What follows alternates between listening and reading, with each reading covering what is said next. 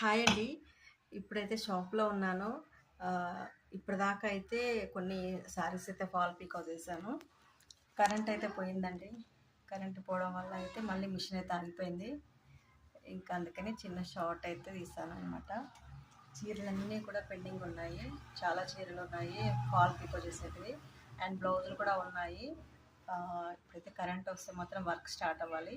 నేను చూడండి పీకో మిషన్ మీదనే ఉన్నాను ఇంకా. ఇప్పుడే పోయిందనమాట. ఒక 15 మినిట్స్ అయింది.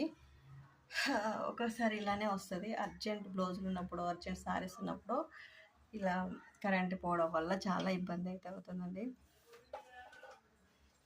చాలా ఉక్కపోతగా ఉంది. కరెంట్ లేకపోతే అస్సలు ఉండలేము షాప్లో అయితే.